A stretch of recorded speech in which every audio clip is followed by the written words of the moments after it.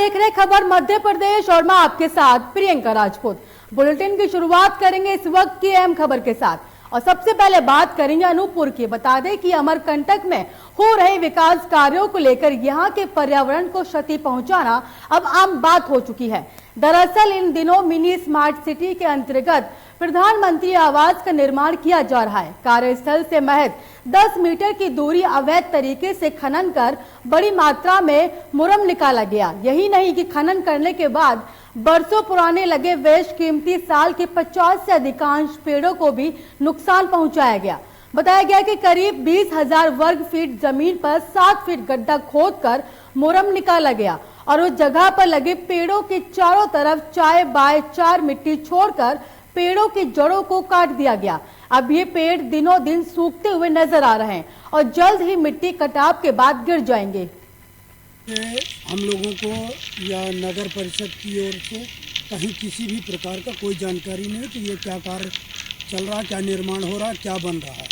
ना नगर परिषद की तरफ से ये कोई मांग की गई है, ना हमारे यहाँ से कोई संकल्प पारित है कि हमको यहाँ ये निर्माण चाहिए। इनके प्रसाद योजना के अंतर्गत ये कार्य सुन रहे हैं कि ये काम हो रहा है। ये प्रसाद योजना के कार्य के लिए किसकी स्वीकृति, किससे अनुमति ली गई, हमको किसी भी प्रकार का कोई जानकारी नहीं। और ये ग्राउंड मात्र एक ग्राउंड है अमरकंटक का, जिसमें यहाँ शिवरात्रि मेला भी लगता है। पुलिस आयुक्त प्रणाली लागू होने के प्रथम दिन ही परिणाम दिखाई देने लगे हैं। एक ही भूखंड को 2 लोगों को बेचकर लाखों रुपए हड़पने वाले प्रमोद कुमार दहिया उर्फ मोदी पुत्र लक्ष्मी चंद्र पर पिपलानी थाने में धोखाधड़ी का प्रकरण पंजीबद्ध किया गया। साकेत नगर निवासी प्रमोद कुमार धाइया भूखंडों के क्रय विक्रय का कार्य करता था और उसने इस भूखंड को पूर्व में आशीष द्विवेदी को बेचा और उसने इस भूखंड का अनुबंध कर श्री द्विवेदी से 9,40,000 रुपए प्राप्त कर लिए, परंतु भूखंड का पंजीयन नहीं करवाया।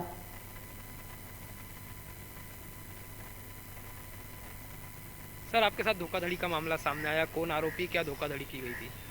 आरोपी का नाम है प्रमोद कुमार दहिया और धोखाधड़ी ये की है कि जिस भूखंड को उसने मुझसे रुपए लेके मेरे साथ एग्रीमेंट किया कि मैं आपको भूखंड दूंगा, उसी भूखंड को कुछ समय उपरांत में बैंक में बंधक रख के और 30 लाख रुपए बैंक से भी ले लिए। अब ना इसने हमें दिया भूखंड और बैंक की जानकारी मुझे नहीं है, हो सकता है बैंक को भी ना मिला हो रुपया, और ये रुपया लेके अब हमारे साथ धोखाधड़ी की है, जिसकी रिपोर्ट मैंने थाना पिपलानी में की है और इस पर FIR दर्ज की जा चुकी है। का मामला सामने आया है सर, पूरा क्या मामला है, कौन आरोपी है, सर किस तरह धोखाधड़ी? इसमें थाना पिपलानी अंतर्गत एक फरियादी है, शिकायतकर्ता आशीष द्विवेदी, उनके द्वारा कंप्लेंट की गई 9,60,000 रुपये लेने के बाद उनके साथ उनके जमीन संबंधी धोखाधड़ी की गई। प्रथम दृष्टया साक्ष्य में फोर्जरी के एविडेंस मिलने पर से 420 IPC कार्रवाई की गई है और इसमें साक्ष्य रूप आगे की गई। भोपाल में नए पुलिस कंट्रोल रूम में भोपाल कमिश्नर मकरंद देउस्कर ने सभी पुलिसकर्मियों की प्रशिक्षण शिविर आयोजित की। यह प्रशिक्षण शिविर 4 दिवस तक भोपाल के नए पुलिस कंट्रोल रूम में आयोजित होगी और जिसमें कमिश्नरी प्रणाली को लेकर प्रशिक्षण दिया जाएगा। इस प्रशिक्षण शिविर में भोपाल के एडिशनल कमिश्नर ऑफ पुलिस समेत तमाम SHO तक के अधिकारी मौजूद रहेंगे। यह प्रशिक्षण शिविर आज दोपहर 12 बजे से शुरू होगा और 15 तारीख तक चलेगा।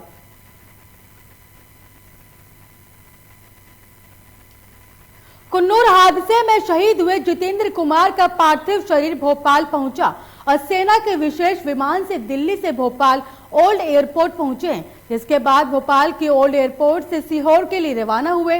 बता दें कि CDS विपिन रावत के साथ सीहोर धामनंदा के जितेंद्र कुमार शहीद हुए थे। शहीद जवान का पार्थिव शरीर ओल्ड एयरपोर्ट से उनके पैतृक गांव पहुंचा और आर्मी के वाहन से सड़क मार्ग द्वारा भोपाल से जिला सीहोर के लिए रवाना हुआ। जबलपुर के गोरखपुर पेट्रोल पंप के पास शराब के नशे में धुत चालक ने विद्युत पोल को टक्कर मार दी, जिससे कि कार और विद्युत पोल बुरी तरीके से क्षतिग्रस्त हो गए। गनीमत रही कि हादसे में किसी प्रकार की जनहानि नहीं हुई। वहीं इस मामले में पेट्रोल पंप चालक का कहना है कि हादसा देर रात 12 बजे का है और कार में सवार एक परिवार था और कार चालक शराब के नशे में धुत था और तेज रफ्तार कार चालक ने विद्युत पोल को टक्कर मार दी और कार को वहीं छोड़कर दूसरी गाड़ी से पूरा परिवार अपने घर चला गया। तो वहीं सुबह तक पेट्रोल पंप के सामने जस की तस हालत में पड़ी रही कार। ये हादसा करीब रात के 12 बजे के आसपास का है। मैं 11 बजे सारे लड़कों का हिसाब लेकर घर चला गया था। नाइट में जो लड़कों की ड्यूटी थी उन्होंने मुझे फ़ोन करके अवगत कराया कि यहाँ पंप के सामने एक कार बिजली के खंभे से टकरा गई है, जिससे कि पंप की लाइट चली गई। उसके बाद मैं करीब 15 मिनट में यहाँ पहुँचा घर से। तब तक कार चालक को अस्पताल ले गए थे और किसी दूसरे कार वाले की सहायता से। और इसके बाद लाइट गुल थी तो मैंने अपने जो लगे हुए थे रात में कर्मचारी, उनको सतर्कता बरतने को कहा। लौटेंगे एक छोटे से ब्रेक के बाद, देखते रहिए लोकमंच न्यूज। अमेरिका की स्माइल ट्रेन संस्था अब राष्ट्रीय बाल स्वास्थ्य कार्यक्रम से भी संबद्ध निःशुल्क ऑपरेशन और उपचार कर रही है। जन्म से कटे होठ या कटे तालू के मरीजों का निःशुल्क ऑपरेशन किया जाता है। अगर आप ऐसे किसी भी मरीज को जानते हैं या जिसके जन्मजात कटे होठ या तालू हैं, तो उसको हमारे health city hospital, trauma centre and super speciality Vijay Khand 2, Gomti Nagar थाने के पीछे लखनऊ पते पर लाएं।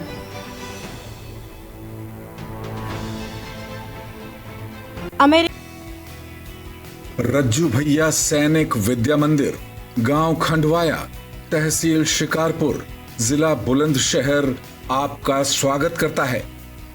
रज्जू भैया सैनिक विद्या मंदिर एक राष्ट्रीय प्रकल्प है जिसका मुख्य उद्देश्य विद्यार्थियों को एनडीए व अन्य माध्यमों से भारतीय सेना में प्रवेश दिलाना है। भारतीय सेना में अपने बच्चों का उज्जवल भविष्य बनाने के लिए रज्जू भैया सैनिक विद्या मंदिर में प्रवेश दिलाएं। प्रवेश प्रक्रिया प्रारंभ हो चुकी है। 31 दिसंबर 2021 तक रजिस्ट्रेशन किए जा सकते हैं तथा लिखित परीक्षा 16 जनवरी 2022 को होगी।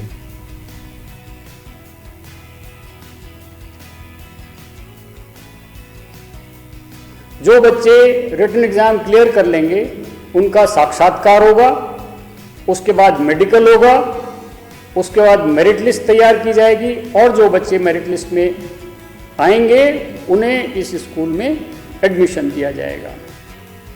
योग्य शिक्षकों के माध्यम से रज्जू भैया सैनिक विद्या मंदिर में छात्रों को योग्य सैनिक, योग्य नागरिक और सफल मनुष्य बनाने के अवसर का लाभ उठाएं।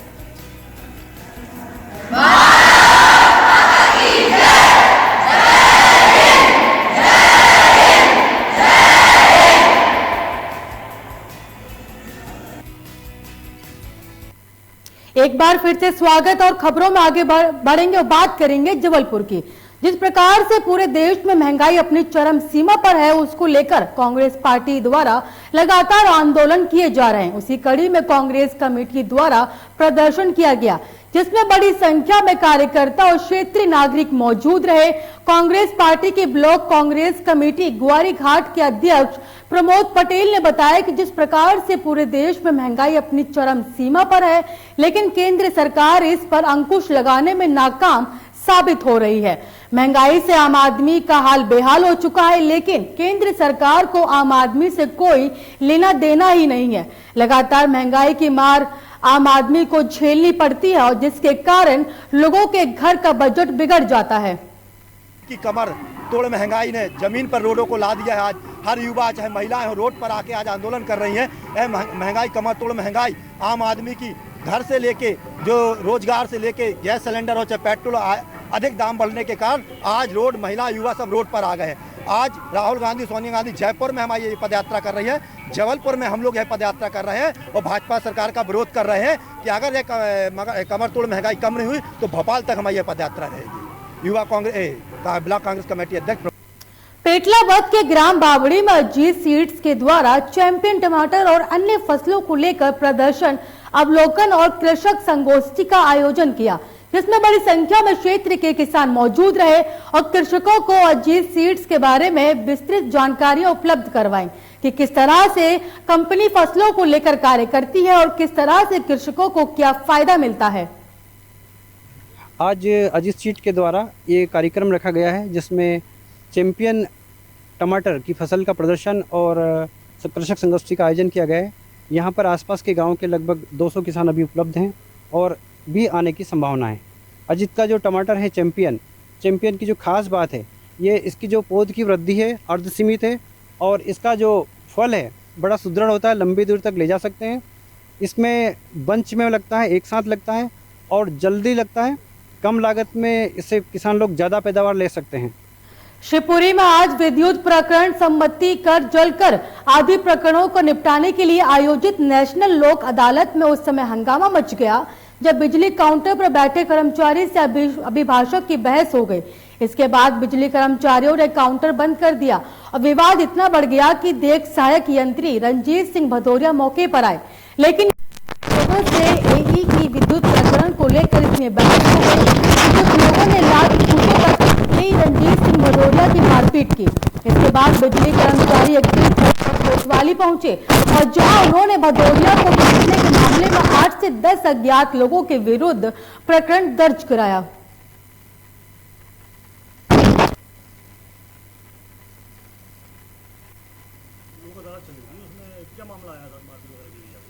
हुआ ये कि इस जोन के किसी गार्ड ने किसी आवेदनकर्ता के साथ कुछ लाइन लगाने के चक्कर में बदतमीजी कर दी थी, तो इन लोगों ने हंगामा करके काउंटर सारे बंद करा दी थी। मैं कोर्ट में था, कोर्ट से जब अपने काउंटर पे पहुंचा तो देखा कि काउंटर बंद है, तो मैं वहाँ बैठा था। तभी कुछ लोग आकर के जो नोटिस जारी किए उसके बारे में बहस करने लगे। उसके बाद मैं जैसे ही काउंटर से निकल के कोर्ट की तरफ वापस आने लगा, कुछ लोगों द्वारा मेरे साथ मारपीट कर दी।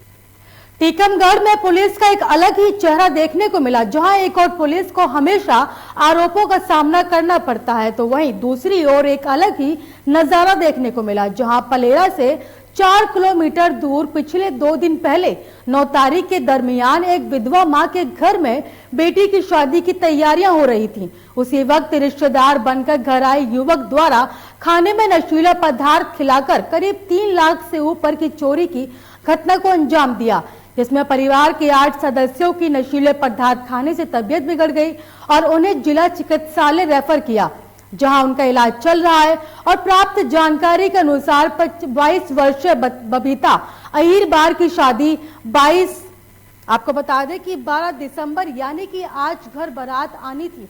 वहीं थाना टीआई मुकेश शाके को पता चला और मदद का आश्वासन दिया और पीड़ित परिवार के लिए उनके घर पर जाकर 1 लाख रुपए का नगद चेक जन सहयोग और पलेरा पुलिस प्रशासन के द्वारा दिया गया।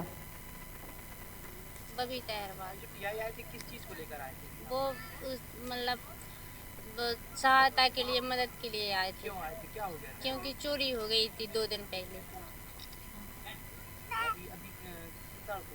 मैं 1 लाख रुपए देंगे। कल का ठीक है। हाँ, घटना कैसे घटी थी आपको? चोरी हो गई थी। भाभी के रिश्तेदार जीजा जी आए थे सेवा, उस दवा खिला गए थे सब लोगों को और चोरी भी कर ले गए। हमारा नाम है इंद्रपाल सर। फूफा जी है। ये हो गया था, ये बता रही थी कि 2 दिन पहले चोरी हो गई थी, तो फिर हम लोग गांव से आए, फिर इनकी वो की, तो फिर उसके बाद थाने लगा के गए हैं इनको, रिपोर्टर पार्टी की है। तो सर ने 1 लाख रुपए की रकम राशि हमको हाथ में सौंपी है, इसलिए कि आगे का कार्य करें, ना रोकें, अपना काम पूरा करके सफल और मदद करेंगे। और जो पहले चीज़ें पिछली चली गई हैं ना, उसका भी खुलासा जल्दी से जल्दी करेंगे। ये ग्राम लहर बुजुर्ग थाना पलेरा के अंतर्गत है। यहाँ पता चला था कि कुमारी बबीता अहीरबार के घर में शादी थी, जो शादी से 2 दिन पहले रिश्तेदारों या फिर संदेहियों द्वारा कुछ नींद की गोली खिलाकर जो पक्यात के और जो शादी के लिए रकम जोड़कर रखी थी, उन पैसों की चोरी कर ली गई थी। तो जिस संबंध में थाना पलेरा में प्रकरण पंजीबद्ध किया गया था। चूँकि प्रकरण तो पंजीबद्ध हो चुका था, पर बच्ची के पिताजी के बारे में ऐसी जानकारी मिली थी कि वो है नहीं है और उनकी आर्थिक स्थिति भी गड़बड़ थी, जिसके लिए पुलिस एवं जनता के सहयोग से बच्ची को राशि इकट्ठी करके दी गई है। इस बुलेटिन में मुझे दीजिए इजाजत और देश की तमाम खबरों को देखने के लिए देखते रहिए लोकमंच न्यूज।